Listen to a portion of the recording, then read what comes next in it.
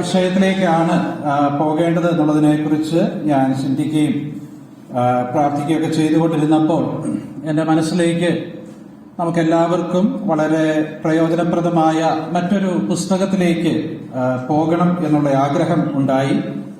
എന്നാൽ ആ പുസ്തകത്തിലേക്ക് പോകുന്നതിന് മുൻപായി ആ പുസ്തകത്തിന്റെ എഴുത്തുകാരനെ സംബന്ധിച്ച് ചില കാര്യങ്ങൾ നാം ഒന്ന് പഠിക്കുന്നത് നല്ലതായിരിക്കും. രണ്ട് നിലയിൽ അത് നല്ലതാണ്. അതൊരു വെറൈറ്റിയാണ് എന്ന് പറഞ്ഞാൽ നാം ഇതുവരെയും ഒരു ബുക്ക് സ്റ്റഡിയാണ് ചെയ്തത്. അപ്പോൾ ഒരു ക്യാരക്ടർ സ്റ്റഡിയിലേക്ക് അത് മാറുന്നു. അപ്പോൾ ആ നിലയിൽ ഒരു വെറൈറ്റി അതിലുണ്ട്. മാത്രവുമല്ല നമുക്ക് അനേകം ആത്മീയ പാഠങ്ങൾ ആ വ്യക്തിയുടെ ജീവിതത്തിൽ നിന്ന് പഠിക്കാനുണ്ട്.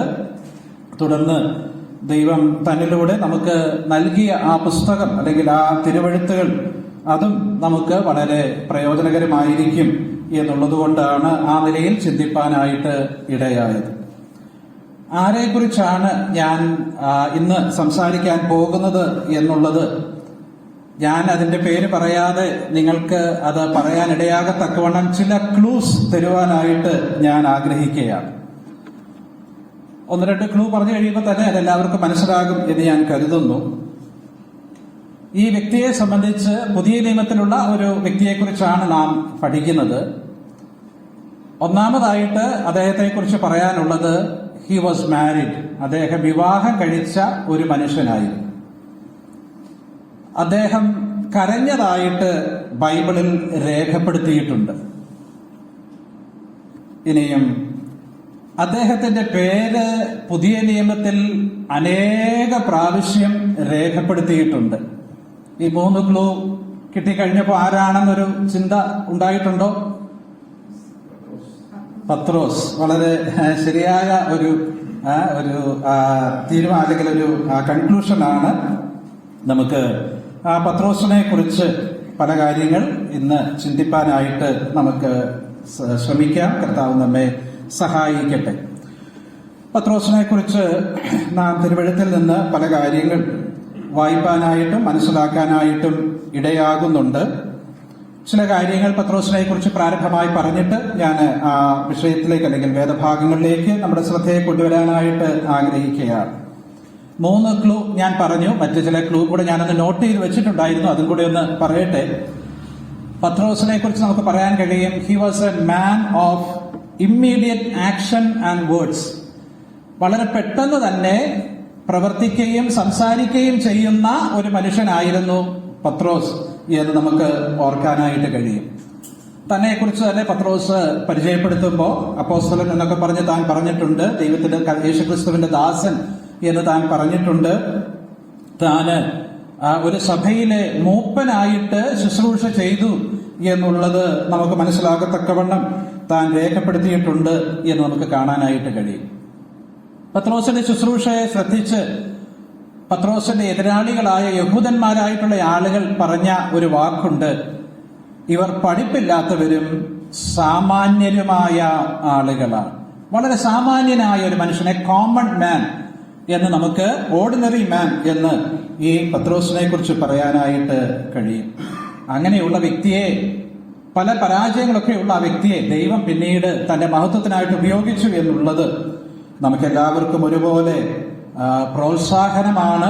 തീർച്ചയായിട്ടും അനവധി പാഠങ്ങൾ പഠിക്കുന്നതിന് അത് സഹായകരവുമാണ് എന്നുള്ളതിന് യാതൊരു സംശയവും ഇല്ല. പത്രോസിനെ കുറിച്ച് ക്ലൂ എന്ന നിലയിൽ ഞാൻ ചിന്തിച്ചു വെച്ച അല്ലെങ്കിൽ നോട്ട് ചെയ്ത ചില കാര്യങ്ങളാണ് പ്രാരംഭത്തിൽ ഓർപ്പിച്ചത്. മറ്റു ചില കാര്യങ്ങൾ കൂടെ ഒന്ന് പറഞ്ഞിട്ട് നമുക്ക് അതിൻ്റെ അകത്തേക്ക് പ്രവേശിക്കാം. ഈ പത്രോസിന്റെ ഒരു പ്രത്യേകത മറ്റ് ശിഷ്യന്മാരെക്കാൾ അധികം, മറ്റ് എല്ലാവരെക്കാളും അധികം യേശു ക്രിസ്തുവുമായിട്ട് വ്യക്തിപരമായി സംസാരിച്ച ഒരുവനാണ് പത്രോസ് എന്നുള്ളത് നമുക്ക് മനസ്സിലാക്കുവാനായിട്ട് കഴിയും. ശിഷ്യന്മാരുടെ ലിസ്റ്റൊക്കെ നാം വായിക്കുമ്പോൾ പല ലിസ്റ്റുകൾ തിരുവെഴുത്തിലുണ്ട്. ആ എല്ലാ ലിസ്റ്റുകളിലും ഒന്നാമത്തെ പേര് എപ്പോഴും പത്രോസിൻ്റെതാണ്. മറ്റ് പേരുകളൊക്കെ, രണ്ടാമത്തെ മൂന്നാമത്തെ പേരുകളൊക്കെ പലപ്പോഴായിട്ട് മാറി മറിഞ്ഞൊക്കെ വന്നിട്ടുണ്ട്. പക്ഷെ എപ്പോഴും ഒന്നാമത്തെ പേര് പത്രോസിൻ്റെതാണ്. പത്രോസിനോട് കർത്താവ് പറഞ്ഞു, സ്വർഗരാജ്യത്തിന്റെ താക്കോൽ ഞാൻ നിനക്ക് തരുന്നു എന്ന് പറഞ്ഞിട്ടുണ്ട്. തിരുവെഴുത്ത് പത്രോസിന്റെ പരാജയത്തെക്കുറിച്ച് നമ്മെ പഠിപ്പിക്കുന്നുണ്ട്. ആ പരാജയങ്ങളെ നാം വായിച്ച് മനസ്സിലാക്കുമ്പോൾ മറ്റ് അനേകം ആളുകൾക്കുണ്ടായ പരാജയങ്ങളെക്കാളും അധികമായിട്ടുള്ള പരാജയങ്ങൾ പത്രോസിന്റെ ജീവിതത്തിൽ നമുക്ക് കാണാനായിട്ട് കഴിയും. മറ്റുള്ളവരുടെ ഇതെല്ലാം രേഖപ്പെടുത്തിയിട്ടില്ലായിരിക്കാം, എന്നാൽ രേഖപ്പെടുത്തപ്പെട്ടത് വെച്ച് നാം നോക്കുമ്പോൾ മറ്റുള്ളവരുടേതിനേക്കാളൊക്കെ വളരെയധികം പരാജയങ്ങൾ പത്രോസിന് നമുക്ക് കാണാനായിട്ട് കഴിയും. എന്നാൽ പത്രോസിന് ചില പ്രത്യേക പദവികളൊക്കെ ലഭിച്ചിട്ടുണ്ട്. അതിലൊന്ന്, പുനരുത്ഥാനം ചെയ്ത യേശു ക്രിസ്തു ഏതെങ്കിലും ഒരു വ്യക്തിക്ക് മാത്രമായി എപ്പോഴെങ്കിലും പ്രത്യക്ഷപ്പെട്ടിട്ടുണ്ടെങ്കിൽ അത് പത്രോസിനാണ്. എമൗസിലേക്ക് പോയ ശിഷ്യന്മാർ, അവർ രണ്ടുപേര് യേശു ക്രിസ്തു ഉയർത്തെഴുന്നേറ്റു എന്ന സത്യം മനസ്സിലാക്കി അത് അപ്പോസ്തലന്മാരുടെ പറയാനായിട്ട് മടങ്ങി വരുമ്പം അവരെന്താ കാണുന്നതെന്നറിയാമോ? അപ്പോസ്തലന്മാർ ഒന്നിച്ചു കൂടിയിരുന്നിട്ട് യേശു ക്രിസ്തു വാസ്തവമായി ഉയർത്തെഴുന്നേറ്റു, ശീമോന് പ്രത്യക്ഷനായി എന്ന് അവർ പറയുന്നതാണ് കേട്ടത്. അപ്പോഴും ബാക്കിയുള്ള ആളുകൾ യേശുക്രിസ്തുവിനെ കണ്ടിട്ടില്ല. ശീമോന് പക്ഷേ യേശുക്രിസ്തു ഉയർത്തെഴുന്നേറ്റു എന്ന സത്യം മനസ്സിലാക്കാനായിട്ട് കഴിഞ്ഞു. അതേ കാര്യം പുനരുത്ഥാനത്തിന്റെ സാക്ഷികളെ കുറിച്ച് പറയുമ്പോൾ 1 കൊരിന്ത്യർ 15-ാം അധ്യായത്തിൽ പൗലോസ് അപ്പോസ്തലനും ഉദ്ധരിക്കുന്നുണ്ട്. കേഫാവിനും പിന്നെ 12 പ്രത്യക്ഷനായി എന്ന് നാം അവിടെ വായിക്കുന്നുണ്ട്. ഇനിയും ഈ പത്രോസിനെ കുറിച്ച് നാം ചിന്തിക്കുമ്പോൾ ഈ പത്രോസിന് മാത്രമായിട്ട് യേശു ക്രിസ്തു ഒരു ഉത്തരവാദിത്വം നൽകി.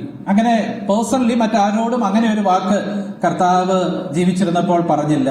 പത്രോസിനോട് പറഞ്ഞു, നീ എന്റെ ആടുകളെ പാലിക്കുക, എന്റെ ആടുകളെ മേയ്ക്കുക, എന്റെ കുഞ്ഞാടുകളെ പാലിക്കുക എന്നിങ്ങനെയുള്ളതായ കാര്യങ്ങൾ പറഞ്ഞത് നമുക്ക് ഓർക്കാനായിട്ട് കഴിയും. ഇത് മാത്രമല്ല, ഈ പത്രോസിന് ഒരു കാര്യം കർത്താവ് ഉറപ്പ് നൽകിയിരുന്നു. എന്താ അത്? യേശുക്രിസ്തു വരുന്നതിന് മുൻപേ, അല്ലെങ്കിൽ മടങ്ങി വരുന്നതിന് മുൻപേ പത്രോസ് തീർച്ചയായിട്ടും മരിച്ചിരിക്കും എന്ന ഉറപ്പ് കർത്താവ് നൽകി. യോഹന്നാന്റെ സുവിശേഷം 21-ാം അധ്യായത്തിൽ നാം അത് കാണുന്നുണ്ടല്ലോ. അവിടെ നാം അത് മനസ്സിലാക്കുന്നുമുണ്ട്. ഇത്രയും കാര്യങ്ങൾ ആ നിലയിൽ പത്രോസിനെ കുറിച്ചൊന്ന് ചില കാര്യങ്ങളായിട്ട് ഒന്ന് പെട്ടെന്ന് ശ്രദ്ധിക്കാൻ വേണ്ടി ഒന്ന് പറഞ്ഞു എന്നേ ഉള്ളൂ. നമുക്ക് ആ വ്യക്തിയുടെ ജീവിതത്തിലേക്ക് കുറച്ചും കൂടെ കാര്യങ്ങൾ ശ്രദ്ധിക്കാനായിട്ട് നമുക്ക് ശ്രമിക്കാം. ഞാൻ ഓർപ്പിച്ചതുപോലെ പത്രോസിനെ കുറിച്ചുള്ളതായ ഈ പഠനങ്ങൾ അല്ലെങ്കിൽ നാം കഴിക്കുന്ന ഈ പഠനം അത് തീർച്ചയായിട്ടും പത്രോസിന്റെ ലേഖനങ്ങളിലേക്കുള്ള പഠനത്തിലേക്കുള്ള ഒരു ഇൻട്രൊഡക്ഷൻ ആയിട്ട്, അല്ലെങ്കിൽ അതിന്റെ ഒരു പ്രാരംഭമായിട്ട് നമുക്കതിനെ കാണാനായിട്ട് കഴിയും. പത്രോസിന്റെ ലേഖനങ്ങൾ വിശദമായി നാം പരിശോധിച്ചാൽ അതിൽ അനേകം കാര്യങ്ങൾ നമുക്ക് രേഖപ്പെടുത്തി കിട്ടിയിട്ടുണ്ട്. പല നിലയിൽ അതിനെ വിഭജിച്ച് പഠിക്കാനായിട്ട് കഴിയും. അനേക പ്രാവശ്യം ആവർത്തിച്ചു വരുന്ന വാക്കുകൾ, അതിനകത്തെ തീംസ്, അതൊക്കെ നോക്കി അതിനെ വിവിധ നിലകളിൽ വിഭജിക്കാനായിട്ട് കഴിയും. എന്നാൽ ഈ 2 ലേഖനങ്ങളിലും ഒരുപോലെ പത്രോസ് ഊന്നൽ നൽകിയ, അധികം പ്രാവശ്യം അത് രേഖപ്പെടുത്തിയിട്ടില്ലായിരിക്കാം, പക്ഷെ പത്രോസ് ൂന്നൽ നൽകിയിരിക്കുന്ന ഒരു വാക്കുണ്ട്. ആ വാക്കാണ് ഗ്രോത്ത് അഥവാ വളർച്ച എന്നുള്ളത്. 1 പത്രോസ് 2-ാം അധ്യായം 1-2 വാക്യങ്ങൾ നമുക്കൊക്കെ അറിയാവുന്ന ഒരു വാക്യമാണ്. അവിടെ നാം എന്താ വായിക്കുന്നത്? ആകയാൽ സകല ദുഷ്ടതയും, എല്ലാ ചതിവും, വ്യാജഭാവവും, അസൂയയും, എല്ലാ നുണയും നീക്കിക്കളഞ്ഞ് ഇപ്പോൾ ജനിച്ച ശിശുക്കളെ പോലെ രക്ഷയ്ക്കായി വളരുവാൻ വചനമെന്ന മായമില്ലാത്ത പാൽ കുടിപ്പാൻ വാഞ്ചിപ്പീൻ. രക്ഷയ്ക്കായി വളരുക, അതാണ് നാം അവിടെ കാണുന്ന ആ കാര്യം. പത്രോസിന്റെ ആ ലേഖനത്തിൽ പല കാര്യങ്ങൾ പത്രോസ് രേഖപ്പെടുത്തുന്നുണ്ട്. രക്ഷയെക്കുറിച്ചും ആ രക്ഷയുടെ ത്രികാല അനുഭവങ്ങളെക്കുറിച്ചും തൃത്വത്തെക്കുറിച്ചും അങ്ങനെ പല ഉപദേശ സത്യങ്ങളൊക്കെ രേഖപ്പെടുത്തിയിട്ടുണ്ട്. പ്രായോഗികമായിട്ടുള്ള പല കാര്യങ്ങളും പറഞ്ഞിട്ടുണ്ട്. പക്ഷെ പത്രോസിന്റെ മനസ്സിൽ വളരെ പ്രധാനമായി പത്രോസ് സൂക്ഷിക്കുന്ന ഒരു കാര്യമുണ്ട്. എന്താ അത്? ക്രിസ്തീയ ജീവിതത്തിൽ രക്ഷിക്കപ്പെട്ടവരായ, വീണ്ടും ജനിച്ചവരായ, ദൈവമക്കളായി തീർന്ന നാം എല്ലാവരും എന്ത് ചെയ്യണം? വളരണം. രക്ഷയ്ക്കായി വളരണം, അഥവാ രക്ഷയിൽ വളരണം. ക്രിസ്തീയ ജീവിതത്തിന്റെ വളർച്ച നാം നമ്മുടെ ജീവിതത്തിൽ മനസ്സിലാക്കണം. അങ്ങനെ ആ കാര്യം 1-ാം ലേഖനത്തിൽ താൻ രേഖപ്പെടുത്തിയിട്ടുണ്ട് എന്ന് മാത്രമല്ല, 2-ാം ലേഖനത്തിലേക്ക് നാം വരുമ്പോൾ അതിന്റെ ഏറ്റവും അവസാനത്തിൽ താൻ പറയുന്ന വാക്യവും നമുക്കൊന്ന് ശ്രദ്ധിക്കാം. 2 പത്രോസ് 3-ാം അധ്യായം 18-ാം വാക്യം, 2 Peter chapter 3 and verse 18. എന്താ നാം അവിടെ വായിക്കുന്നത്?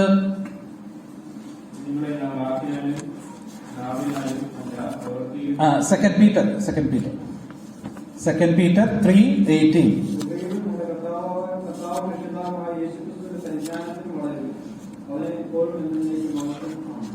അവിടെ താൻ രേഖപ്പെടുത്തുന്നത് കൃപയിലും നമ്മുടെ കർത്താവായ യേശു ക്രിസ്തുവിന്റെ പരിജ്ഞാനത്തിലും വളരുവീൻ എന്നുള്ളതാണ്. അപ്പം വീണ്ടും വളർച്ച, ആ കാര്യം പറഞ്ഞാണ് തന്റെ എഴുത്തുകൾ താൻ അവസാനിപ്പിക്കുന്നത് എന്ന് നമുക്ക് കാണാനായിട്ട് കഴിയും. അപ്പോ തന്റെ ലേഖനത്തിൽ അനേക കാര്യങ്ങൾ താൻ രേഖപ്പെടുത്തുന്നുണ്ട്. 1-ാമത്തെ ലേഖനത്തിൽ രക്ഷയെക്കുറിച്ച്, കീഴടങ്ങലിനെ കുറിച്ച്, കഷ്ടതകളെ കുറിച്ച് ഒക്കെ താൻ പറയുന്നുണ്ട്. സാൽവേഷൻ, സഫറിംഗ് ആൻഡ് സബ്മിഷൻ, ഇങ്ങനെയുള്ള കാര്യങ്ങളൊക്കെ 1-ാം ലേഖനത്തിൽ താൻ പറയുന്നുണ്ട്. 2-ാം ലേഖനത്തിൽ നാം വായിക്കുന്നുണ്ട്, നോളജ് എന്ന പദം ആവർത്തിച്ചു വരുന്നുണ്ട്. പരിജ്ഞാനം, അതിന് വലിയ പ്രാധാന്യം താൻ കൊടുക്കുന്നുണ്ട്. 2-ാം ലേഖനത്തിന്റെ 1-ാം അധ്യായത്തിൽ താൻ വിശ്വാസത്തോട് കൂട്ടിക്കൊള്ളുവീൻ എന്ന് പറയുന്ന പല കാര്യങ്ങൾ നാം കാണുന്നുണ്ട്. ഇതെല്ലാം സൂചിപ്പിക്കുന്നത് നമ്മുടെ രക്ഷിക്കപ്പെട്ടവരായ ദൈവമക്കളുടെ വളർച്ച, അത് അപ്പോസ്തലനായ പത്രോസ് ആഗ്രഹിക്കുന്നു. അത് നമ്മെക്കുറിച്ചുള്ള ദൈവത്തിന്റെ ആഗ്രഹവുമാണ്. പത്രോസിന്റെ ജീവിതം നാം പഠിച്ചാൽ അങ്ങനെ ഒരു വളർച്ച നമുക്ക് കാണാനായിട്ട് കഴിയും. He was a man whose life was marked by Christian growth എന്നുള്ളത് നമുക്ക് മനസ്സിലാക്കാനായിട്ട് കഴിയും. അപ്പൊ ആത്മീയമായിട്ട് വളരാൻ ആഗ്രഹിക്കുന്ന നമുക്ക് ഓരോരുത്തർക്കും ഈ പത്രോസിന്റെ ജീവിതത്തെ കുറിച്ചുള്ളതായ ഈ പഠനം, അത് കർത്താവ് നമുക്ക് ഏവർക്കും അനുഗ്രഹമാക്കി തീർക്കട്ടെ. നമുക്കിനിയും ഈ പത്രോസ് എന്ന വ്യക്തിയെ കുറിച്ച് കൂടുതൽ മനസ്സിലാക്കാനായിട്ട് ചില കാര്യങ്ങൾ ഒന്ന് പരിശോധിക്കാം. പത്രോസിന്റെ പേരിനെ കുറിച്ച് നമുക്ക് പ്രാരംഭമായിട്ട് ഒന്ന് നോക്കാം. യോഹന്നാന്റെ സുവിശേഷം 1-ാം അധ്യായം അതിന്റെ 41-42 വാക്യങ്ങൾ നമുക്കൊന്ന് വായിക്കാം. John chapter 1 verses 41 and 42.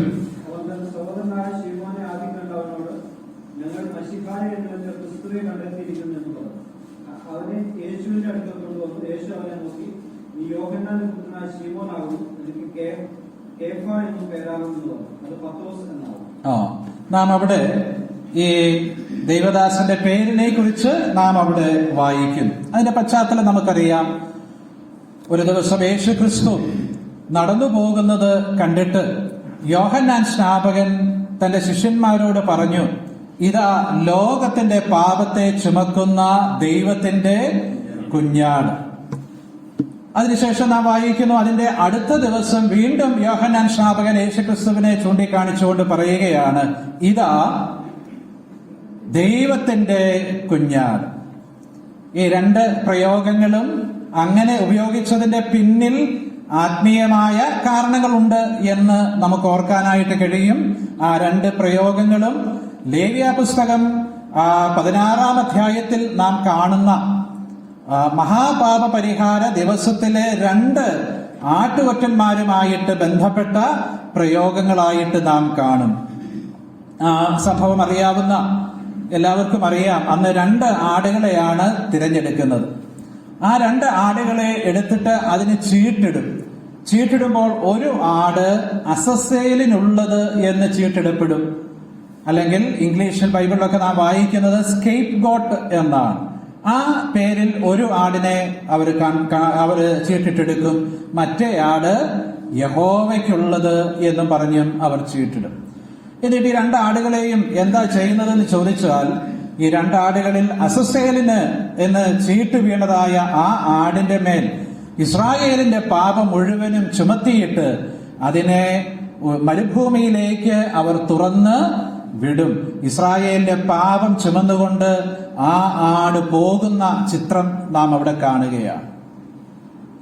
ഇസ്രായേലിന്റെ പാപം ചുമന്നുകൊണ്ട് ആ ആട് പോവുകയാണ്. അപ്പോ അതിനകത്തു നിന്നും ദൈവം അവരെ പഠിപ്പിക്കുന്ന കാര്യം, ഇസ്രായേലിന്റെ പാപം ഇസ്രായേലിന്റെ പാളയത്തിൽ നിന്ന്, അഥവാ ഇസ്രായേൽ ജനതയുടെ മധ്യേ നിന്നും ദൈവം എന്ത് ചെയ്യുന്നു? നീക്കിക്കളയുന്നു. Taking away the sins of the world എന്ന് നാം വായിക്കുന്ന ആ ആശയം ഇസ്രായേലിന്റെ പാപം നീക്കിക്കളയുന്ന ആ ആടിന്റെ ഒരു ചിത്രമാണ്. എന്നാൽ യോഹന്നാൻ സ്നാപകൻ ആ കാര്യം പറയുമ്പോൾ ഇസ്രായേലിന്റെ മാത്രമല്ല, പിന്നെയോ സകല ലോകത്തിന്റെ പാപത്തെ ചുമക്കുന്ന ദൈവത്തിന്റെ കുഞ്ഞാട് എന്ന് പറയും. നാം അത് വളരെ ശ്രദ്ധയോടുകൂടെ നമുക്കത് നോക്കുവാനും മനസ്സിലാക്കുവാനായിട്ടും ഇടയാകുന്ന കാര്യമാണ്. രണ്ടാമത്തെ ആട് യഹോവയ്ക്ക് വേണ്ടി ചീട്ടിടപ്പെട്ട ആടാണ്. ആ ആടിന് എന്താ സംഭവിക്കുന്നത്? ആ ആട് ഒരു പാപയാഗമായി അർപ്പിക്കപ്പെടുന്നു. അതിന്റെ രക്തം വിശുദ്ധ മന്ദിരത്തിലേക്ക് അഥവാ കൃപാസനത്തിന്റെ അടുക്കലേക്ക് കൊണ്ടുചെല്ലപ്പെടുന്നു. അതിന്റെ ഉടൽ പാളയത്തിന് പുറത്ത് ചുട്ടുകളയുന്നു. ആ രണ്ടാമത്തെ ആടിനെ ചൂണ്ടിക്കാണിക്കുന്ന പ്രയോഗമാണ് നാം രണ്ടാമത് വായിക്കുന്നത്. ഇതാ ദൈവത്തിന്റെ കുഞ്ഞാട്. എത്ര മനോഹരമായി രണ്ട് കാര്യങ്ങൾ ദൈവത്തിന്റെ ആത്മാവ് അവിടെ നമുക്ക് വെളിപ്പെടുത്തി നൽകിയിരിക്കുകയാണ്. പാപത്തെ ചുമന്നു നീക്കുന്ന പ്രക്രിയ അത് ദൈവം യേശുക്രിസ്തു നമുക്ക് വേണ്ടി ചെയ്തു. ഇത് മാത്രമല്ല, നമുക്ക് വേണ്ടി യേശുക്രിസ്തു ഒരു പാപയാഗമായി തീർന്നു. നാളെ കർത്തൃദിവസമാണല്ലോ. കർത്താവിനെ ആരാധിക്കുവാൻ, അവന്റെ കഷ്ടാനുഭവങ്ങളെ ധ്യാനിക്കുവാൻ നാം കൂടി വരുമ്പോൾ ഈ രണ്ട് ചിന്തകളും നമ്മുടെ ഹൃദയത്തിൽ നിറഞ്ഞു നിൽക്കുവാൻ കർത്താവ് സഹായിക്കട്ടെ.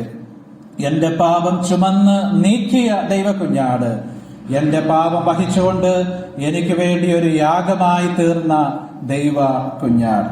ആ കുഞ്ഞാടിനെ ഈ യോഹന്നാൻ സ്നാപകൻ തന്റെ ശിഷ്യന്മാർക്ക് കാണിച്ചു കൊടുത്തപ്പോ അതിനകത്ത് രണ്ടുപേര് ഈ കുഞ്ഞാടിന്റെ പുറകെ പോയി.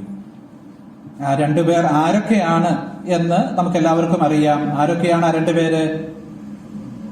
ഒന്ന് അന്ത്രയാസ്, നാം ഇവിടെ ആ പേര് വായിച്ചു. മറ്റേത് യോഹന്നാൻ താൻ തന്നെയാണ്, യോഹന്നാൻ അപ്പോസ്തോലനാണ്. അപ്പോ അവർ രണ്ടുപേരും ഈ യേശുക്രിസ്തുവിന്റെ പിന്നാലെ പോയി. അവർ പോയി യേശുക്രിസ്തുവിന്റെ അടുക്കൽ ചെന്ന് അവരൊരു ചോദ്യം ചോദിച്ചു. ഗുരു, നീ എവിടെ പാർക്കുന്നു? മനോഹരമായൊരു ചോദ്യം. യേശുക്രിസ്തു പറഞ്ഞ മറുപടി അതിനേക്കാളും മനോഹരമാണ്. എന്താ യേശുക്രിസ്തു പറഞ്ഞത്?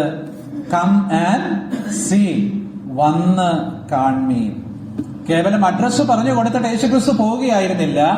പിന്നെ യേശുക്രിസ്തു അവരെ വിളിച്ചു, ഞാൻ പാർക്കുന്നിടത്ത് നിങ്ങൾക്കും വന്നു പാർക്കാം. യേശുക്രിസ്തു എവിടെയാ പാർക്കുന്നതെന്ന് അതേ അധ്യായത്തിൽ ആത്മീയ അർത്ഥത്തിൽ ഒരു പ്രയോഗമുണ്ട്. യോഹന്നാന്റെ സുവിശേഷം 1-ാം അധ്യായം 18-ാം വാക്യത്തിൽ അവൻ എവിടെയാ പാർക്കുന്നത്? ദൈവത്തെ ആരും ഒരു നാളും കണ്ടിട്ടില്ല, അവന്റെ മടിയിലിരിക്കുന്ന ഏകജാതനായ പുത്രൻ. അപ്പം യേശുക്രിസ്തു ശാരീരികമായിട്ട് ഈ ഭൂമിയിലായിരുന്നപ്പോൾ എവിടെ പാർത്തു എന്നതിനേക്കാൾ ഉപരി നമുക്ക് അവിടെ നിന്ന് ഒരു കാര്യം ഓർക്കാൻ കഴിയും. അവൻ എവിടെയാണ്? അവൻ പിതാവായ ദൈവത്തിന്റെ മടിയിലാണ്. യേശുക്രിസ്തുവിനെ പിൻഗമിക്കുന്ന എല്ലാവർക്കും അവൻ പാർക്കുന്ന ഇടത്തേക്ക് പോകാൻ കഴിയും. അതെവിടെയാ? പിതാവിന്റെ സന്നിധിയിൽ പിതാവിനോടൊപ്പമായിരിക്കാൻ കഴിയും. അത് ഈ ലോകത്തിൽ അനുഭവിക്കുവാൻ കഴിയുന്ന ആത്മീയ കൂട്ടായ്മയുമാണ്. അതിന് മാത്രമല്ല, ഈ ലോകം വിട്ടുകഴിഞ്ഞാൽ നമുക്ക് ലഭിക്കുന്ന ആത്മീയമായ സൗഭാഗ്യവുമാണത്. It is the fellowship we have with the Lord, with God the Father while we are in this world, and it is our fortune or it is our blessed hope once we leave this world. ഈ കാര്യം നമുക്കവിടെ ഓർക്കുവാനായിട്ട് കഴിയും. അങ്ങനെ ഈ രണ്ട് ശിഷ്യന്മാർ പോയി. അവർ യേശുക്രിസ്തുവിനാൽ ഇൻഫ്ലുവൻസ്ഡായി, പ്രഭാവിതരായിട്ട് തീർന്നു, സ്വാധീനിക്കപ്പെട്ടു. അവർ മടങ്ങി വരികയാണ്. അവർ മടങ്ങി വന്ന് ഈ അന്ത്രയാസ് എന്ന വ്യക്തി തന്റെ സഹോദരനായ പത്രോസിനെ കണ്ടിട്ട് പറയുന്നു, ഞങ്ങൾ മശിഹായെ കണ്ടെത്തിയിരിക്കുന്നു. അപ്പോ നാം അവിടെ വായിക്കുന്നു, ഈ അന്ത്രയാസ് ഈ പത്രോസിനെ ഇത് പറഞ്ഞ് യേശുവിന്റെ അടുക്കിലേക്ക് കൂട്ടിക്കൊണ്ട് വന്നു. യോഹന്നാന്റെ സുവിശേഷത്തിൽ അന്ത്രയാസിനെ നാം ഒരു മനോഹരമായ സുവിശേഷകനായിട്ടാണ് കാണുന്നത്. 3 കൂട്ടം ആളുകളെ യേശുക്രിസ്തുവിന്റെ അടുക്കിലേക്ക് കൊണ്ടുവന്ന ഒരുവനായിട്ട് നാം അന്ത്രയാസിനെ കാണുന്നുണ്ട്. 1-ാം അധ്യായത്തിൽ കൊണ്ടുവരുന്നത് ആരെയാ? തന്റെ സ്വന്തം സഹോദരനെ, യേശുക്രിസ്തുവിനോടുകൂടെ പാർത്ത, അവന്റെ കൂട്ടായ്മ അനുഭവിച്ച, അവന്റെ ആ വ്യക്തി മാഹാത്മ്യത്തിന്റെ ആ മാധുര്യം നുകർന്ന അന്ത്രയാസ് ആദ്യം ചെയ്തത് തന്റെ സ്വന്തം സഹോദരനെ യേശുക്രിസ്തുവിന്റെ അടുക്കിലേക്ക് കൂട്ടിക്കൊണ്ടുവന്നു. 6-ാം അധ്യായത്തിൽ അന്ത്രയാസ് ചെയ്ത ഒരു കാര്യമാണ്. ഒരുവനെ കൂട്ടിക്കൊണ്ടുവന്നു. ആരെയാ കൂട്ടിക്കൊണ്ടുവന്നത്? ഒരു ബാലൻ. അദ്ദേഹത്തിന്റെ പേരൊന്നും നമുക്ക് അറിഞ്ഞുകൂടാ. 5 അപ്പം കൊണ്ട് 5000 പേരെ കർത്താവ് പോഷിപ്പിക്കുമ്പോൾ ആരുടെ പക്കൽ നിന്നാണോ ആ 5 അപ്പം എടുത്തത്, ആ ബാലനെ യേശു കർത്താവിന്റെ അടുക്കിലേക്ക് കൂട്ടിക്കൊണ്ടുവന്ന വലിയ പദവി ലഭിച്ചതാർക്കാ? അന്ത്രയാസിനാണ്. അന്ത്രയാസിന്റെ ദൗത്യം നാം അവിടെ കാണും. 12-ാം അധ്യായത്തിലേക്ക് നാം വരുമ്പോൾ അവിടെ മറ്റു ചില ആളുകൾ, യവനന്മാരായ ചില ആളുകൾ, അവർ ഫിലിപ്പോസിന്റെ അടുക്കൽ വന്നിട്ട് ഞങ്ങൾക്ക് യേശുവിനെ ഒന്ന് കാണണം എന്ന് പറഞ്ഞപ്പോൾ ഫിലിപ്പോസ് അവരെ അന്ത്രയാസുമായിട്ട് കണക്ട് ചെയ്തു. അന്ത്രയാസാണ് അവരെ യേശുക്രിസ്തുവിന്റെ അടുക്കിലേക്ക് കൂട്ടിക്കൊണ്ട് വരുന്നത്. ഒരു ദൈവദാസൻ, ഒരുപക്ഷെ വില്യം മക്ഡൊണാൾഡ് ആയിരിക്കാം, ഇങ്ങനെ പറഞ്ഞതായിട്ട് ഞാൻ ഒരിക്കൽ വായിച്ചിട്ടുണ്ട്. Andrew was a home missionary because he brought his brother to the Lord. അദ്ദേഹം ഒരു ഹോം മിഷണറിയാണ്, തന്റെ സ്വന്തം സഹോദരനെ കർത്താവിന്റെ അടുക്കിലേക്ക് കൊണ്ടുവന്നു. He was a child missionary, he brought a child to the Lord. അവൻ ഒരു ചൈൽഡ് മിഷണറിയാണ്, അവനൊരു ബാലനെ യേശുക്രിസ്തുവിന്റെ അടുക്കിലേക്ക് കൊണ്ടുവന്നു. And he was a foreign missionary, he brought some Greeks to the Lord. അവൻ യവനന്മാരായ ചില ആളുകളെ കർത്താവിന്റെ അടുക്കിലേക്ക് കൊണ്ടുവന്നു എന്ന് പറഞ്ഞത്, എന്ന് വായിച്ചത് ഞാൻ ഓർക്കുന്നുണ്ട്. ആകട്ടെ, നമ്മുടെ വിഷയം അന്ത്രയാസ് അല്ല, എന്നാൽ അതൊന്ന് സാന്ദർഭികമായിട്ട് നാം ഓർത്തു എന്നേയുള്ളൂ. നാം ഇവിടെ ഈ ഭാഗത്തേക്ക് വരുമ്പോൾ അവിടെ നാം കാണുന്ന ഒരു കാര്യം, ഈ പത്രോസിനെ അന്ത്രയാസ് യേശുക്രിസ്തുവിന്റെ അടുക്കിലേക്ക് കൊണ്ടുവന്നപ്പോൾ യേശുക്രിസ്തു എന്താണ് പറഞ്ഞത് എന്നുള്ളതാണ്. യേശു അവനെ നോക്കി, നീ യോഹന്നാന്റെ പുത്രനായ ശിമോൻ ആകുന്നു, നിനക്ക് കേഫ എന്ന് പേരാകും എന്ന് പറഞ്ഞു. അത് പത്രോസ് എന്നാകും. നാം ഇവിടെ 3 വാക്കുകൾ കാണുന്നുണ്ട്. ഒന്ന് ശിമോൻ, മറ്റൊന്ന് കേഫ, മറ്റൊന്ന് പത്രോസ്. 3 വാക്കുകൾ. ഈ 3 പേരുകൾ നമുക്ക് അറിയാവുന്നവയാണ്. ഷിമോൻ എന്നുള്ളത് യഹൂദന്മാരുടെ ഇടയിൽ വളരെ പ്രചരിച്ചിരുന്ന ഒരു പേരാണ് എന്ന് നമുക്കറിയാം. പഴയ നിയമത്തിലും പുതിയ നിയമത്തിലും ഷിമോൻ എന്ന പേരുള്ള ആളുകളെ നാം കാണുന്നുണ്ട്. എന്നാൽ ഏറ്റവും ആദ്യം ഞാൻ ചിന്തിക്കുന്നത്, ഏറ്റവും ആദ്യം ഷിമോൻ എന്ന പേര് നാം കാണുന്നത് യാക്കോബിന്റെ 2ാമത്തെ മകനാണ്, ഷിമയോൻ. ആ വാക്കിന്റെ അർത്ഥം നാം അവിടെ കാണുന്നുണ്ട്. എന്താണ് ആ വാക്കിന്റെ അർത്ഥം? കേൾക്കുന്നവൻ, ഹിയറിംഗ്, കേൾക്കുക എന്ന ആശയമാണ് ആ വാക്കിന് ഉള്ളത്. വേദപുസ്തകത്തിൽ നല്ല നിലയിലുള്ള അനേകം ശിമോന്മാരെ നാം കാണുന്നുണ്ട്. മോശപ്പെട്ട ചില ശിമോന്മാരെയും നമുക്ക് കാണാനായിട്ട് കഴിയും. കർത്താവ് നമ്മെ സഹായിക്കട്ടെ. നാമും ഈ പത്രോസിനെ പോലെ കേൾക്കുന്നവനായിട്ടിരിപ്പാൻ വലിയവനായ ദൈവം നമുക്ക് കൃപ നൽകട്ടെ. അത് നമ്മുടെ ഒരു മനോഭാവത്തെ കാണിക്കുന്ന, ഒരു ആറ്റിറ്റ്യൂഡിനെ കാണിക്കുന്നതാ. നാം കേൾക്കുന്നവരായിരിക്കണം. യാക്കോബ് ലേഖനം എഴുതുമ്പോൾ 1-ാം അധ്യായത്തിൽ ഇങ്ങനെ പറയുന്നു, നിങ്ങൾ കേൾപ്പാൻ വേഗതയും പിന്നെ പറവാൻ താമസവും കോപത്തിന് താമസവും ഉള്ളവരായിട്ടിരിക്കണം എന്ന് നാം വായിക്കും. നാം കേൾപ്പാൻ വേഗതയുള്ളവരായിരിക്കണം. നമുക്കറിയാം, ജനറലി നമ്മുടെയൊക്കെ ഒരു പ്രശ്നം, നമ്മുടെ ചെവി അത്ര ഷാർപ്പല്ല, പക്ഷെ നമ്മുടെ വായ് വളരെ ആക്റ്റീവുമാണ്. അതാ സാധാരണഗതിയിൽ നമുക്കൊക്കെ സംഭവിക്കുന്നത്. ഒരിക്കൽ ഒരാൾ പറഞ്ഞു, അദ്ദേഹം വിശ്വാസിയാണെന്ന് ഞാൻ ചിന്തിക്കുന്നില്ല, അദ്ദേഹം ഒരു പക്ഷേ ഒരു അവിശ്വാസിയായിരിക്കാം, സൈക്കോളജിക്കൽ ആയിട്ട് പറഞ്ഞ ഒരു സ്റ്റേറ്റ്മെന്റ് ആയിരിക്കാം എന്ന് ഞാൻ ചിന്തിക്കുന്നു. അദ്ദേഹം പറഞ്ഞത്, we often hear to talk, അല്ലെങ്കിൽ we often hear to reply, not to hear. നാം കാര്യങ്ങൾ കേട്ട് മനസ്സിലാക്കാൻ വേണ്ടിയല്ല പലപ്പോഴും കേൾക്കുന്നത്. പിന്നെ എന്തിനു വേണ്ടിയാ കേൾക്കുന്നത്? മറുപടി പറയാനാ. അപ്പൊ അതുകൊണ്ട് കുഴപ്പം എന്നാന്ന് ചോദിച്ചാൽ, ഇത് കേട്ട് നമ്മുടെ തലയ്ക്കകത്ത് ഇതൊന്ന് പ്രോസസ് ചെയ്ത് വരുന്നതിന് മുമ്പ് തന്നെ നാം പലപ്പോഴും മറുപടി പറയാൻ ഇടയായി പോകുന്നു എന്നുള്ളതാണ്. ശിമയോൻ, സൈമൺ, ആ വാക്കിന്റെ അർത്ഥം കേൾക്കുക എന്നാണ്. കർത്താവ് നമ്മെക്കുറിച്ച് ആഗ്രഹിക്കുന്നതും നാം കേൾക്കണം എന്നാണ്. കർത്താവ് ഈ ഭൂമിയിലായിരുന്നപ്പോഴും കർത്താവിന്റെ തേജസ്കരണത്തിന് ശേഷം നാം വെളിപ്പാട് പുസ്തകത്തിലും ആവർത്തിച്ച് കാണുന്ന ഒരു പ്രയോഗമുണ്ട്: കേൾപ്പാൻ ചെവിയുള്ളവൻ കേൾക്കട്ടെ. കേൾപ്പാൻ ചെവിയുള്ളവൻ കേൾക്കട്ടെ. ചെവി നമുക്ക് എല്ലാവർക്കും ഉണ്ട്. പക്ഷെ കുഴപ്പം, ഈ ചെവി പലപ്പോഴും നാം ദൈവത്തിന്റെ വാക്കുകൾ കേൾക്കാനായിട്ട് ഉപയോഗിക്കുന്നില്ല എന്നുള്ളതാണ്. നാം ഒരു കാര്യം മനസ്സിലാക്കണം: ഈ ലോകത്തിൽ അനേകം ശബ്ദങ്ങളുണ്ട്. There are so many kinds of voices in this world. അതിനകത്ത് ചില വോയിസസ് ഒക്കെ നോയ്സസ് ആണ്. എന്താ ഈ നോയ്സ് എന്ന് പറഞ്ഞാൽ? നോയ്സ് എന്ന് പറഞ്ഞാൽ അൺവാണ്ടഡ് സൗണ്ടിനെയാണ് നോയ്സ് എന്ന് പറയുന്നത്. ഇലക്ട്രോണിക്സിന്റെ ലാബൊക്കെ നമ്മൾ ചെയ്യുമ്പോൾ അതിനകത്ത് നമുക്ക് അറിയാം, നാം ഒരു ഇൻപുട്ട് കൊടുത്താൽ അതിന്റെ ഒരു ഔട്ട്പുട്ട് നാം ട്രേസ് ചെയ്യും. അപ്പോൾ ഒരു ഡിസ്പ്ലേ യൂണിറ്റിൽ നാം അത് നോക്കും. പക്ഷെ ചിലപ്പോ നാം പ്രതീക്ഷിക്കുന്നത് ഒരു വരയായിരിക്കും. പക്ഷെ ചിലപ്പോഴൊക്കെ ആ വരയ്ക്ക് പകരം അവിടങ്ങളിലായിട്ട് മറ്റ് പ്രതീക്ഷിക്കാത്ത ചില വരകളും കാണും. അത് സൂചിപ്പിക്കുന്നത് ആ ഭാഗത്തൂടൊക്കെ അതിന്റെ സർക്യൂട്ട് പോകുന്നു, അല്ലെങ്കിൽ അതിന്റെ അവിടെയൊക്കെ അതിന്റെ ഇമ്പാക്ട് ഉണ്ടാകുന്നു എന്നുള്ളതാണ്. അങ്ങനെയുള്ള അൺവാണ്ടഡ് സിഗ്നൽസിനെ സാധാരണ ഇലക്ട്രോണിക്സിൽ വിളിക്കുന്ന ഒരു പേരാണ് നോയിസ് എന്നുള്ളത്. നോയിസ് സിഗ്നൽ എന്ന് പറയും.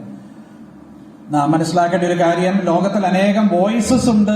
ചിലതൊക്കെ നോയിസസ് ആണ്. അനേകം ശബ്ദങ്ങളുണ്ട്. ചിലതൊക്കെ ആവശ്യമില്ലാത്ത ശബ്ദങ്ങളാണ്. നാം ആ ശബ്ദങ്ങൾക്കല്ല ചെവി കൊടുക്കേണ്ടത്. നാം കൊടുക്കേണ്ടത് ആവശ്യമുള്ള ശബ്ദങ്ങൾക്കാണ്. അത് ദൈവത്തിന്റെ ശബ്ദമാണ്. അതുപോലെ തന്നെ മറ്റുള്ളവരുടെ ശബ്ദവും അതിനകത്തുണ്ട് എന്നുള്ളതിൽ യാതൊരു സംശയവും ഇല്ല. ഒരാൾ നമ്മളോട് കരുണ യാചിക്കുമ്പോൾ, അല്ലെങ്കിൽ ഒരു സഹായം ആവശ്യപ്പെടുമ്പോൾ നാം ആ ശബ്ദം കേൾക്കുവാൻ ബാധ്യസ്ഥരാണ്. ദൈവം നമ്മളോട് സംസാരിക്കുമ്പോൾ ആ ശബ്ദം കേൾക്കുവാൻ നാം ബാധ്യസ്ഥരാണ്. അപ്പം we have to open our ears to hear the voice. ശബ്ദങ്ങൾ കേൾക്കുവാൻ, ആവശ്യമുള്ള ശബ്ദങ്ങൾ കേൾക്കുവാൻ നമ്മുടെ ചെവി നാം തുറക്കണം.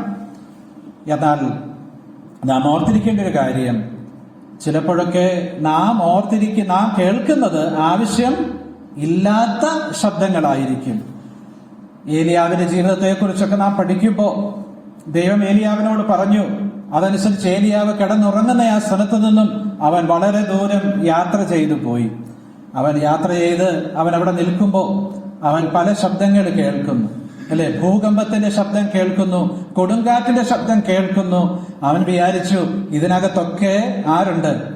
യഹോവയുണ്ട് എന്നവൻ വിചാരിച്ചു. പക്ഷെ യഹോവ അതിനകത്തൊന്നും ഉണ്ടായിരുന്നില്ല. യഹോവ ഉണ്ടായിരുന്നു ഏതിലാ? ഒരു മൃദുവായ മന്ദസ്വരം, എ സ്റ്റിൽ സ്മോൾ വോയിസ്. അത് കേൾക്കണമെങ്കിൽ ബഹളത്തിന്റെ ഇടയിൽ അത് കേൾക്കാൻ സാധ്യമല്ല. അത് കേൾക്കണമെങ്കിൽ വളരെ ശാന്തമായി നാം ദൈവത്തിന് മുമ്പാകെ ഇരിക്കണം. സൈമൺ എന്ന വാക്കിന്റെ അർത്ഥം എന്താ? കേൾക്കുക, ഹിയറിംഗ്. അങ്ങനെയുള്ളവരായിരിക്കാൻ കർത്താവ് നമ്മെ സഹായിക്കട്ടെ. പുതിയ നിയമത്തിൽ വളരെ പ്രസിദ്ധനായ ഒരു ശിമയോനുണ്ട്. ഈ ശിമോൻ പത്രോസ് അല്ലാതെ യേശു കർത്താവിനെ അവന്റെ ശൈശവാവസ്ഥയിൽ അവനെ ദൈവാലയത്തിലേക്ക് കൊണ്ടുവന്നപ്പോൾ അവനെ കാണുവാനും അനുഗ്രഹിക്കുവാനും വന്ന ഒരു ശിമയോൻ. ആ ശിമയോനെ കുറിച്ച് നാം വായിക്കുന്നത്, അവൻ പരിശുദ്ധാത്മാവിന്റെ നടത്തിപ്പനുസരിച്ച് അന്നേരം ദൈവാലയത്തിലേക്ക് വന്ന് വളരെ വാർദ്ധക്യമുള്ളവനായിരുന്നു. പക്ഷെ അവനൊരു ശബ്ദം കേട്ടിട്ടുണ്ട്. എന്താണ് ആ ശബ്ദം എന്നറിയാമോ? കർത്താവായ ക്രിസ്തുവിനെ കാണാതെ നീ മരിക്കയില്ല. അവനൊരു ശബ്ദം കേട്ടവനാണ്. ആ ശബ്ദം കേട്ട അവൻ ഇങ്ങനെ കാത്തിരിക്കുകയാണ്. എപ്പോൾ എനിക്ക് ഈ ഭൂമിയിൽ നിന്ന് പോകാൻ കഴിയും? എപ്പോൾ കർത്താവിനെ ഒന്ന് കാണാൻ കഴിയും? അതവൻ ഇങ്ങനെ കാത്തിരിക്കുകയാണ്. അങ്ങനെ ഇരുന്നപ്പോൾ ഒരു ദിവസം പരിശുദ്ധാത്മാവ് അവനോട് പറയുകയാണ്, നീ ദൈവാലയത്തിലേക്ക് ചെല്ലുക. അവൻ ദൈവാലയത്തിലേക്ക് ചെന്നപ്പോൾ അവിടെ യേശു എന്ന കുഞ്ഞിനെ കണ്ടു. അപ്പോൾ അവൻ പിതാവിനോട് പ്രാർത്ഥിക്കാൻ, ദൈവത്തോട് പ്രാർത്ഥിക്കാൻ, ഇപ്പോൾ നാഥ സമാധാനത്തോടെ അടിയനെ വിട്ടയക്കണമേ.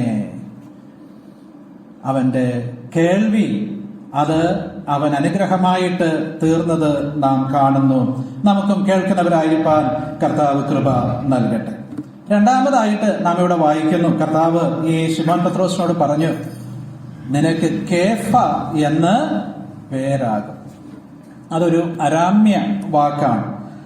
അതിന്റെ ഗ്രീക്ക് വാക്ക് നാം അവിടെ തന്നെ വായിക്കുന്നുണ്ട്, പത്രോസ് എന്നാണ്. പെട്രോസ് എന്നാണ് അതിന്റെ ഗ്രീക്ക് വാക്ക്. അതിന്റെ അർത്ഥം ഒരു പാറ കഷണം എന്നാണ്, a piece of a rock എന്നാണ്. പാറ എന്നുള്ളതിന് ഉപയോഗിച്ചിരിക്കുന്ന വാക്ക് പെട്ര എന്നാണ്. പെട്ര, അതാണ് പാറ എന്ന വാക്കിന്, മാസീവ് റോക്കിന്, വലിയ വലിയ പാറയ്ക്ക് ഉപയോഗിച്ചിരിക്കുന്ന പേരതാ. എന്നാൽ കർത്താവ് പത്രോസിനെ പാറ എന്നല്ല വിളിച്ചത്, പിന്നെ എന്താ വിളിച്ചത്? ഒരു പാറ കഷണം, ഒരു കല്ല് എന്നാണ്. ഞാൻ മനസ്സിൽ ചിന്തിക്കുന്നു, പത്രോസ് ഒരിക്കലും ഈ പാഠം തന്റെ ജീവിതത്തിൽ മറന്നിട്ടില്ല. പത്രോസ് ലേഖനം എഴുതുമ്പോൾ താൻ പറയുകയാണ്, നാം എല്ലാവരും ജീവനുള്ള കല്ലുകളായി തീർന്നിരിക്കുകയാണ്. നാം ജീവനുള്ള കല്ലുകളായി തീർന്നിരിക്കുകയാണ്. നാം കല്ലുകളാണെന്നുള്ള സത്യം പത്രോസ് അവിടെയും ഓർത്തുകൊണ്ടിരിക്കുന്നു എന്ന് നമുക്ക് ഓർക്കാനായിട്ട് കഴിയും. കൊരിന്ത്യർക്ക് എഴുതിയ ലേഖനം 1 കൊരിന്ത്യർ 10-ാം അധ്യായത്തിൽ അപ്പോസ്തലനായ പൗലോസ് ആ പാറ ക്രിസ്തുവായിരുന്നു എന്ന് പറയുന്ന, ക്രിസ്തുവാകുന്നു എന്ന് പറയുന്ന ആ പ്രയോഗം നമുക്ക് ഓർമ്മയുണ്ടല്ലോ. അപ്പൊ പാറ, മാസീവ് റോക്ക്, അത് നമ്മുടെ കർത്താവിനെ ചൂണ്ടിക്കാണിക്കുന്നതാണ്. എന്നാൽ ഞാനും നിങ്ങളും പാറ കഷ്ണങ്ങളാണ്, കല്ലുകളാണ് എന്ന സത്യം നമുക്ക് ഓർക്കുവാനായിട്ട് കർത്താവ് കൃപ നൽകട്ടെ. വേദപുസ്തകത്തിലേക്ക് നാം നോക്കുമ്പോൾ നമ്മുടെ ശ്രദ്ധ ആകർഷിക്കുന്ന മറ്റൊരു വലിയ സത്യമാണ്, ദൈവം പല ആളുകളുടെയും പേരുകൾ മാറ്റും. അപ്പോസ്തലന്മാരും ചിലർക്ക് വേറെ പേരുകൾ വിളിച്ചു എന്നൊക്കെ നമുക്ക് അറിയാം. ബർന്നബാസ്, അദ്ദേഹത്തിന്റെ ശരിക്കുള്ള പേരെന്താ? ബർന്നബാസിന്റെ ശരിക്കുള്ള പേരെന്താ? ജോസഫ് എന്നാണ്. ജോസഫ് എന്ന ബർന്നബാസിന്റെ ശരിക്കുള്ള പേര്. പക്ഷെ അപ്പോസ്തലന്മാർ അദ്ദേഹത്തിന്റെ ജീവിതമൊക്കെ കണ്ടു കഴിഞ്ഞപ്പോൾ അദ്ദേഹത്തിന് വേറെ ഒരു പേര് വിളിച്ചു. എന്താ? ബർന്നബാസ്, പ്രബോധനപുത്രൻ, ആശ്വാസപുത്രൻ, പ്രോത്സാഹനപുത്രൻ എന്നാണ് ആ വാക്കിന്റെ അർത്ഥം. അപ്പൊ അങ്ങനെ പുതിയ പേരുകൾ ലഭിച്ച പലരെ നമുക്ക് തിരുവെഴുത്തിൽ കാണാനായിട്ട് കഴിയും. ഇവിടെ പത്രോസിന് ദൈവം തന്നെ, അഥവാ കർത്താവ് തന്നെ ഒരു പേര് നൽകുകയാണ്. അബ്രഹാമിന് കർത്താവ് ഒരു പുതിയ പേര് നൽകി. എന്തായിരുന്നു ആ പേര്? അബ്രഹാം. സാറായിക്ക് ഒരു പുതിയ പേര് നൽകി, സാറാഹ്. അതുപോലെ യാക്കോബിനൊരു പുതിയ പേര് നൽകി, ഇസ്രായേൽ. പേരുകൾ മാറ്റുന്നവനാണ് കർത്താവ്. ലോകത്തിൽ നാം ഒക്കെ ഒരുപക്ഷെ കാര്യമായി ചിന്തിക്കാതെ ആയിരിക്കാം ആളുകൾക്ക് പേരിടുന്നത്. മാതാപിതാക്കൾ മക്കൾക്ക് പേരിടുമ്പോൾ മറ്റു പല കാര്യങ്ങളായിരിക്കാം ചിന്തിക്കുന്നത്. ഒരുപക്ഷെ അവരുടെ പേരിന്റെ ആദ്യം നോക്കി അല്ലെങ്കിൽ മറ്റു പല നിലയിൽ പേരുകൾ ഇട്ടു എന്ന് വരാം. എന്നാൽ ദൈവത്തിന്റെ വചനത്തിൽ പേരുകൾക്ക് വലിയ പ്രാധാന്യമുണ്ട്. കാരണം പേരുകൾ എല്ലാം മീനിങ്ഫുൾ ആണ്, അർത്ഥപൂർണമാണ്. ചിലരൊക്കെ ആ പേരിന്റെ അർത്ഥത്തോട് യോജിച്ച നിലയിൽ ജീവിച്ചിട്ടുണ്ട്. മറ്റു ചിലരൊക്കെ ആ പേരിന്റെ അർത്ഥത്തിന് നേരെ വിപരീതമായി ജീവിച്ചിട്ടുമുണ്ട്. ദാവീദ് എന്ന വാക്കിന്റെ അർത്ഥം പ്രിയപ്പെട്ടവൻ എന്നാണ്, ബിലവഡ്. ദാവീദ് ദൈവത്തിന് പ്രിയപ്പെട്ടവനായി ജീവിച്ചു. പരാജയങ്ങളൊക്കെ വന്നിട്ടുണ്ട്. പരാജയങ്ങളില്ലാത്ത സിൻലെസ് പെർഫെക്ഷൻ അല്ല നമ്മുടെ ജീവിതം. എന്നാൽ ആ പരാജയങ്ങളുടെ നടുവിലും മടങ്ങി വരികയും ദൈവത്തിന് പ്രസാദകരമായി ജീവിക്കുകയും ചെയ്തു. അതുപോലെ മറ്റൊരു പേരാണ് എലീമേലക്. എലീമേലക് എന്ന പേര് നമുക്കെല്ലാവർക്കും അറിയാം. എലീമേലക്കിന്റെ ഭാര്യയാണ് അല്പം കൂടെ ഫേമസ്. ആരാ? നവോമി. എൽ-ഇ-മേലക് എന്ന ആ വാക്കിന്റെ അർത്ഥം എന്റെ ദൈവം രാജാവാകുന്നു എന്നാണ്. മൈ ഗോഡ് ഈസ് കിങ് എന്നാണ് ആ വാക്കിന്റെ അർത്ഥം. പക്ഷെ ക്ഷാമം വന്നപ്പം എലീമേലക് എന്ത് ചെയ്തു? ഈ ദൈവത്തിന്റെ രാജ്യത്തിൽ നിന്ന് അവൻ മറ്റൊരു രാജ്യത്തിലേക്ക് പോകാൻ തയ്യാറായി. He was not true to his name. അവന്റെ പേരിന് അർത്ഥവത്തായ നിലയിൽ അവൻ ജീവിച്ചില്ല എന്ന് നമുക്ക് കാണാനായിട്ട് കഴിയും. ഇവിടെ നാം ഒരു വ്യക്തിയെ കാണുന്നു, Simon. Shimon, and he has got A new name. ഈ പുതിയ പേര് കർത്താവ് കൊടുക്കുമ്പോൾ കേവലം പേര് മാറ്റി വിളിച്ചൊരു രസമുള്ളൊരു പേരിട്ടു എന്നല്ല അതിന്റെ അർത്ഥം. ആ പേരിനോടൊപ്പം ഒരു പുതിയ സ്വഭാവം കൂടെ ദൈവം അവന് കൊടുക്കുകയാണ്. God is changing him. ദൈവം പേരുകൾ മാറ്റുമ്പോൾ ദൈവം അതിന്റെ പിന്നിൽ വലിയൊരു വ്യത്യാസം വരുത്തുകയാണ്. He is changing our character. നമ്മുടെ സ്വഭാവത്തിന് അവൻ വ്യത്യാസം വരുത്തുകയാണ്. ഈ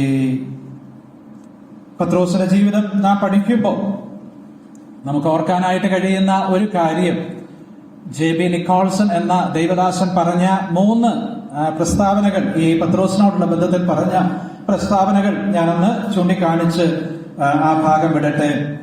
താൻ പറഞ്ഞിരിക്കുന്നത്, ഈ പുതിയ പേര് it speaks of a new relationship with God. ദൈവവുമായിട്ട് ഒരു പുതിയ ബന്ധത്തെ ചൂണ്ടിക്കാണിക്കുന്നതാണ് ഈ പുതിയ പേര്.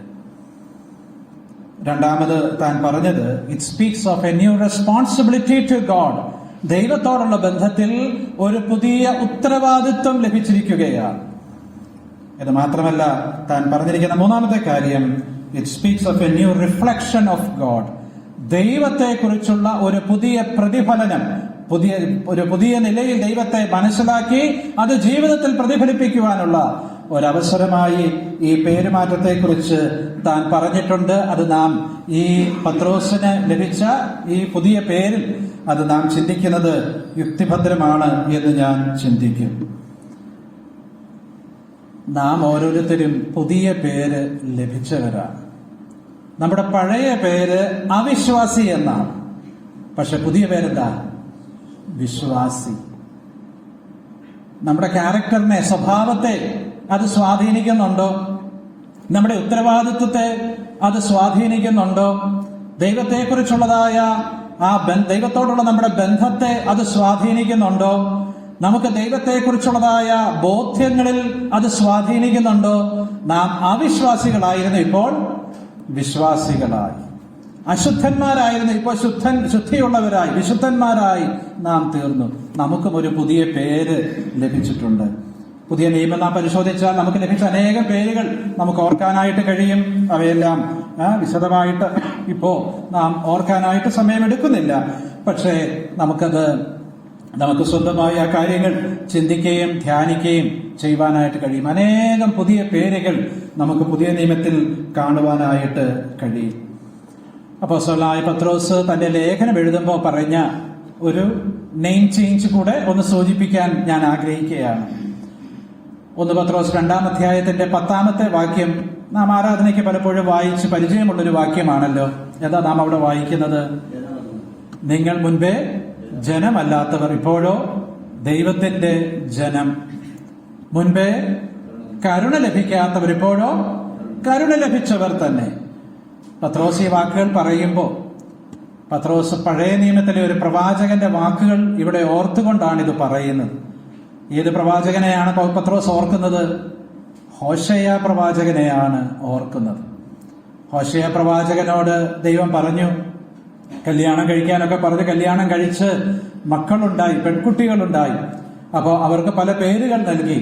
അതിനകത്ത് ഒരാളുടെ പേര് ലോ അമ്മി എന്നാണ്. എന്താ വാക്കിന്റെ അർത്ഥം? എന്റെ ജനമല്ല. പക്ഷേ ഇപ്പോൾ ദൈവം നമ്മളെ ആരാക്കി മാറ്റി? അവന്റെ ജനമാക്കി മാറ്റി. ലോ അമ്മി എന്നാണ് 1-ാം അധ്യായത്തിൽ, ഹോശയ 1-ാം അധ്യായത്തിലെ പേര്. പക്ഷെ ദൈവം ആ പേര് മാറ്റി ഇസ്രായേലിനോട് പറയുകയാണ്, ഞാൻ ഇനി നിങ്ങളെ ലോ അമ്മി എന്നല്ല, അമ്മി എന്ന് വിളിക്കും, എന്റെ ജനം എന്ന് വിളിക്കും എന്ന് താൻ 2-ാം അധ്യായത്തിൽ നാം കാണുന്നു. അതുപോലെ ലോ റുഹമ എന്ന് പറഞ്ഞാൽ കരുണ ലഭിക്കാത്തവൾ എന്നാണ് ആ വാക്കിന്റെ അർത്ഥം.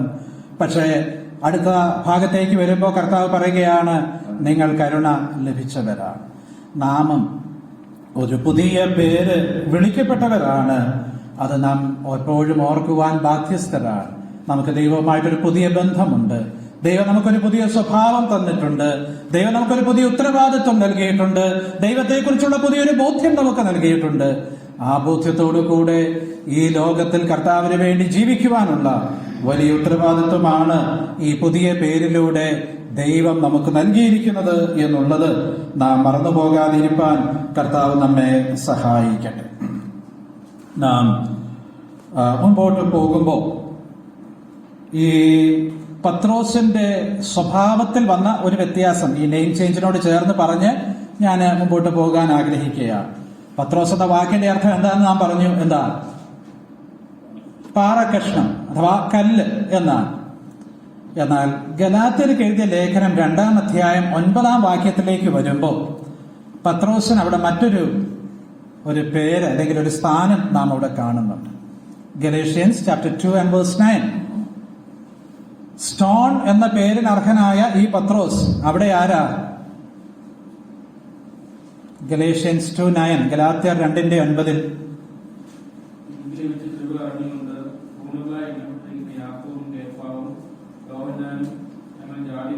അത്രയും മതി. അവിടെ ഈ പത്രോസ് അഥവാ കേഫാവ് ഇപ്പൊ ആരാ? ഒരു തൂണാണ്. സ്റ്റോൺ ആയിരുന്ന, ആ കല്ലായിരുന്ന, പാറക്കഷണമായിരുന്ന ഈ പത്രോസിനെ നാളുകൾ കഴിയുമ്പോൾ നാം കാണുന്നത് ആരായിട്ടാണ്? ഒരു തൂണായിട്ടാണ്. യെരുശലേം എന്ന സ്ഥലത്തെ സഭയുടെ ഒരു തൂണായിട്ട് നാം അവനെ കാണുകയാണ്. അതാണ് ദൈവം ആത്മീയമായിട്ട് ഈ വ്യക്തിയിൽ വരുത്തിയ വ്യത്യാസം. ദൈവം നമ്മളെയൊക്കെ കല്ലുകളായിട്ടാണ് വെച്ചിരിക്കുന്നത്. നാം ഒക്കെ കല്ലുകളാണ്. പക്ഷെ അങ്ങനെ കല്ലുകളായി മാത്രം ഇരിക്കാനല്ല, പിന്നെ നാം ആരായിട്ട് മാറണം? തൂണുകളായിട്ട് മാറണം. അത് നമുക്ക് കർത്താവ് അതിനുള്ള കൃപ നമുക്ക് നൽകട്ടെ. തൂണുകൾ അത് മറ്റൊരു വിഷയമാണ്. അതിലേക്ക് ഞാനിപ്പോ പ്രവേശിക്കേണ്ട ആവശ്യം ഇല്ലല്ലോ. ഈ പത്രോസിനെ കുറിച്ച് നാം ചിന്തിക്കുമ്പോൾ അദ്ദേഹം എവിടുത്തുകാരനായിരുന്നു എന്നുള്ളത് നമുക്ക് യോഹന്നാന്റെ സുവിശേഷം 1-ാം അധ്യായം 44-ാമത്തെ വാക്യത്തിൽ കാണാനായിട്ട് കഴിയും. ജോൺ 1:44.